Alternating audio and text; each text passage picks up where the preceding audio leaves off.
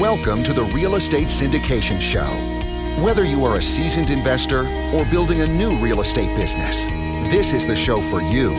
Whitney Sewell talks to top experts in the business. Our goal is to help you master real estate syndication. And now your host, Whitney Sewell. This is your daily real estate syndication show. I'm your host, Whitney Sewell. Today our guest is Eric Upchurch. Thanks for being on the show, Eric. Thank you, Whitney. Glad to be here. Yeah, honored to have you on the show. I've enjoyed seeing your progress and the stuff you're doing in this space. And we met, can't remember the exact time. Oh, it was Rod Cleef Conference. I remember now. A couple of years ago, probably at this point. Yeah, that we met at. So pleasure to catch up with you again. Pleasure to have you on the show. A little about Eric. He's the co-founder of Active Duty Passive Income, which is a group you need to look up. They're doing some pretty cool stuff for our veterans, which obviously I'm partial to myself. So Eric went from 0 to 571 doors in the first full year of multifamily as a GP.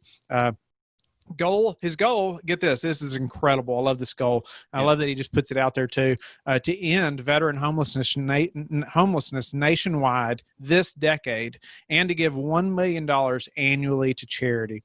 Love it, Eric. I appreciate your desire to give back as well. And I look forward to talking about that on the show as well. Give us a little more about where you're located, maybe your focus in real estate right now.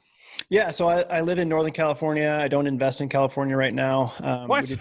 We did some live-in flipping in the San Francisco Bay Area, kind of as I was learning about real estate. But yeah, no investments in California whatsoever. Just out-of-state stuff, and we're focused on multifamily and mobile home communities right now. Nice. Okay. Well, give us kind of a walkthrough of, getting to 571 doors. What was some key factors that really helped get you there? I know everybody listening that's done one deal, or maybe they're trying to get to their first deal.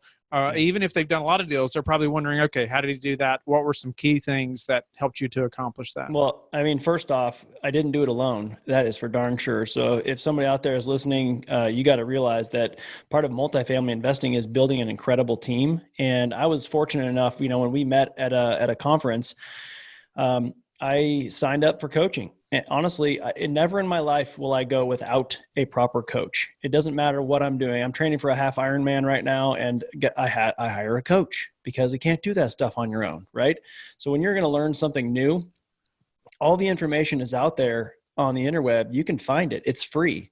But what you can't do is surround yourself by the people that you need to do something like this. And in my opinion, you've got to have the ecosystem and the community behind you to have somebody to back you up and to tell you, no, that's wrong, or yes, that's right, move forward, or, don't do that one, or whatever it is. So I was fortunate enough to stumble across my mentor early enough in the process. And then it's just, a military guy, right? If there's boxes to check in an SOP, check the boxes and follow a well laid out path and just do the thing. And as long as you never quit, you won't lose. You'll learn along the way, and you'll build lifelong, relationships. And so I just took that opportunity and said, well, if these guys in this room are buying multifamily, then I guess I can too. So just followed a well laid out path and, made the decision and stuck to it. Nice. And I couldn't agree more about having a mentor, coach. Like you said, you can find all that stuff online, but you can't find online somebody you can call when you have just that question you can't find right then when you need it.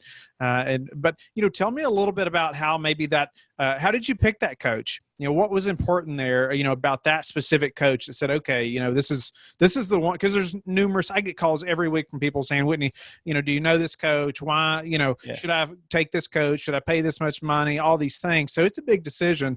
And, how did you decide that? Well, I believe a lot of things happen for a reason. And when I left the service, I did a lot of soul searching. I was in therapy for 3 years after I left my special operations unit, and kind of learned a lot about myself and who I am and what my mission in life is. My life mission is to educate, empower, and to help people grow. And I found somebody, thankfully, and it just happens to be Rod Cleef. And I know that there are a lot of great coaches out there and mentors out there, and they do great things for people. But you've got to have the right frequency. and the right resonance with the person that you trust to bring you up in an industry, or in something you're trying to learn. And so, one of the things that really stood out to me with that program and with him in particular is, we were writing our book, Military House Hacking, and just the manuscript was we were going back and forth. This is me and Mark-Jan, our CEO. And at that first boot camp, he didn't know me from anybody else in the audience. And I went up to him and I said, "Hey, would you, let me tell you a little bit about who I am and what we do. Will you write the foreword to our book?" And it was a bold move, but I was sitting there learning through that process, like, be bold, go with intention. And, so I was like, whatever. It was in between, like this break in between his pieces. And I was just like, well, I'm going to interrupt him real quick. I know he's trying to grab some water, but I'm going to go ask him. And he did. And so with that, I just kind of started to see his heart a little bit. And to me, I look for those things. And I look for those things in everybody that I'm networking with. Like, what are they trying to get? What are they made of? And then how do you feel? Oftentimes, if you've got a gut instinct about somebody, it's right. It's right for you. It's not necessarily right for everybody, but you got to go with your gut instinct on people. Mm. So interesting. Obviously I've got to know Rod as well, and a great guy who's done amazing things in this industry. And so tell me though, what happened then? Well, what happened to get you, say, to, even doing your own deals now and, successful as you all have been now? So intention is one. And so I had the kind of path laid out for me, right? Because I chose and I committed, but it was just execution, and it was intentionally paying attention to the people around me. I said, you know what, I'm gonna be that guy who's always on the coaching calls. I'm gonna always be doing the homework that's required of me. I'm gonna always be pushing forward and doing the action steps necessary.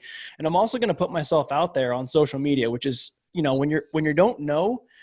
And I've talked to so many people in the last 2 years that are so uncomfortable being in front of a camera, and nobody really likes the way they sound on camera, or, nobody likes the way they look necessarily on camera. Everyone's kind of got that fear of just being on TV or on YouTube or whatever it is, but you got to break through that. And so I said, okay, I'm going to do it.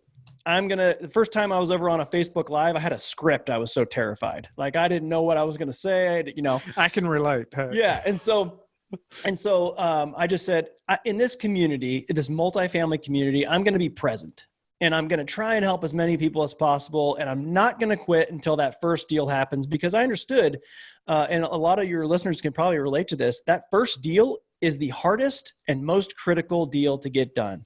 So what happened was, to answer your question, people started noticing who I was, and a couple people resonated with me, and they reached out and said, would you like to be on this, as part of this deal with me? And so I was able to co-sponsor a couple deals, work with other groups initially. And then towards the end of last year, our team, the team that I had built with Active Duty Passive Income that we built together, we started syndicating our own deals, and we closed an 80 unit and a 71 pad mobile home park. So congratulations, by the way. That's incredible. I appreciate it. Yeah. Yeah. And I wanted to say thank you for your service as well. I didn't want to forget. Yeah. So grateful for that, Eric, and just how you're so driven to give back. So what was some of the next steps? So I know you started networking probably as hard as you could go. Tell me some steps that were crucial as far as just how you networked, how you started to grow your network. Because in this business, it's crucial. Like you said, building an incredible team. And you have to be out there. Like you said, you have to network. How did you do that? Well, so there's several critical things you need to do. The first thing is you have to learn all you can. And we talked about that a little bit. So find the way you're going to learn. And the way to fast track that is really mentorship or coaching, and supplement that with podcasts like this one and with books and things like that for sure. So learn all you can from as many resources as you can, and, dedicate 8 to 10 hours a week to do that while you're learning this. Next, you need to network your butt off. That is something that you and I do all the time as much as we can. Even having a podcast is like, how can we network more? That's like screaming, like, we need a network, right? And so, but I just went to as many conferences as I could. Every time one comes up and I had it on my schedule, I could make it to it, I'll fly, I'll go, and I'll invest in myself and in the process and in other people by doing that. So local RIAs and meetups and just whatever you can do to get out there and network, because you never know. You are literally one conversation away from your next deal. every single time you have that conversation, you're one conversation away. And I'd love to talk about networking because I feel like that's part of my superpower. Yeah, please. In a little bit, but the next thing you got to do is add value to other people. And that dovetails in a little bit with the networking piece. So I'll get more specific on that in a second, but the final thing is action. If you don't take action, you'll never succeed. I've talked to so many analytical people out there, and I've got a little bit of left brain, right brain going on also. So it took me a little bit to step out and say, okay, I can't do this on my own. But analytical people have such a hard time understanding that it takes a community to do most things. And once they break through that threshold and they get that aha moment, whatever it is, that they accept other people through networking or group coaching or whatever it is, they are oftentimes the most successful people in this industry. So really those four things, it's learn as much as you can, network your butt off, add value to people, and take action. And if you do those things over and over again with intention to be 1% better, success will hunt you down. You don't have to go seek it anymore. Love that. That. I like to say that the military gave me like a never give up mindset. Yep. And I feel like that's paid off for me so much moving forward, just how you view things. And when things are thrown at you, that you don't see it as a problem or a brick wall. You just see it as this thing you got to jump over. Absolutely. The obstacle is the way. That's right. I love that. I'll show you that some of your viewers who are watching can't see this, but my screensaver says hustle, never, ever quit. It's just, if I'm going to look at my phone 400 times a day, I might as well get reminded to get to it. Right. So little things like that, are helpful too. And my unit motto was, Night Stalkers don't quit. And, in the special operations community, it was drive, always, never day off. So, nothing hard about real estate investing after an experience like that. How are you networking right now? Like, what's your networking tips right now? If somebody's like, okay, I know I've got to get out there and network, but you know what? There's no conferences now. Yeah, goodness, man. There are no shortage of webinars to be on right now, right? So, just being on Zoom calls as much as possible. And yeah, there are probably more of them, but I feel like I was already on a lot of webinars and conference calls and stuff like that too, just to kind of supplement the real life stuff. Yeah. So, I'm a speaker on several coming up here, and it's just those little opportunities right there are great ways to network, and those spawn new opportunities and new conversations. People can reach out to you, and you can, have lots of opportunities from there. So I would recommend if somebody really wants to find a way to network right now, you just have to open your browser and look. There are people just out there networking like never before. It's just taking action, right? Yeah. You can't shake a hand right now. So yeah. Soon enough. So, how did you add value to people early on? Because I know listeners saying, well, I don't know much yet, or, I don't know anybody in the space yet. How can I add value to somebody? Yeah, there's some things you can do. If you are timid to the point where you completely intimidated to start something or to network or whatever, you can just find a friend, one of your friends that might be better at you than with speaking in front of people or something, and you and they can go and start a meetup. If you start a local meetup, even if you're just getting started, you can become you can look as if you're the SME, the subject matter expert in a field, if you just are the creator of an event. And then you go up and you introduce yourself and you say, hey, I'm Eric. I'm actually new, but I'm really looking forward to learning and networking with everybody here. So, that's a good tip. I think for somebody just to go out there and get started. And I don't know. Yeah. There's tons of different things you can do to get started. That taking action. Tell me about just how to, I know you were in the military as well, but just the mindset though. And it was, even after, being in the military, I still had to change some mindset, personally, when I started focusing on self-improvement and my personal mindset, that's when I started seeing my business, shift and move forward in bigger leaps. And I just wonder for you, how did you get in the mindset to just keep driving forward or just to think like an entrepreneur? Yeah, that's a good point. Actually, I meant to bring this up to kind of round out the last question too. Adding value. How do you get people to want to work with you or whatever? And it kind of goes really well with this. It's really, you've got to you've got to, so when you're networking with somebody, usually you go to a conference or you go to a meetup or something, you're thinking about yourself, right? You're thinking, okay, I need to find an underwriter. I need to find, I need to network with the guy who's on stage right there. I need to talk to them. Instead, why don't you go with, maybe introduce yourself to them, but see what they need. And if you go with the intention to add value to other people, like you could be talking, I could be like, oh, Whitney and I had an awesome conversation and he said that he's got a deal, but he's really looking for capital investors. And then I go over and I talk to somebody else. I talk to, say, Kim over here, and she says, man, I've got this money I need to place somewhere. Well, if you're actually intentionally listening to the people you're networking with, and this is kind of critical here, guys, you've got to really imagine yourself in that person's shoes, have enough situational awareness in a conversation. Don't just look straight through their head and say, oh, okay, cool. Yeah. Really take a second and realize that's a human being that has struggles and ambitions and everything else just like you. And of course, you're going to hope that they do the same thing, but either way, you're listening. If you listen to what they say, then you've got Kim over here and Whitney over here, and you can connect them. And then you become the connector of two people. Instead of just going after something yourself, you've now become valuable to two separate people. So that I kind of found that to be, something I was going to focus on, and it works really well. It's an amazing thing to be able to do. The other thing is the mindset piece of it. So you've got to have a deep-rooted why. Like, go 7 layers deep on yourself. Ask yourself, why am I doing this? Why is multifamily investing important to me? And if you say, well, because I want to provide for my family. Well, why do you want to provide for your family? Well, because my mom, single mom, she took care of me really well. Why is it important that you give her something back? Well, so ask yourself that until you get to a point where you've got the answer distilled down into something so concrete that there's no way that you're going to get up out of bed and not have the motivation to do this, or whatever your thing is. So or not get out of bed. Yeah. Or not get out of bed, be depressed, whatever it is. But so my why is I do this for the memory and pride of those who've gone before me, for they love to fight, fought to win, and would rather die than quit. So I buried 19 of my comrades with other brothers. And so for those who can no longer struggle, for those who are no longer breathing, for those who no longer have the opportunity to fail, I do this for them.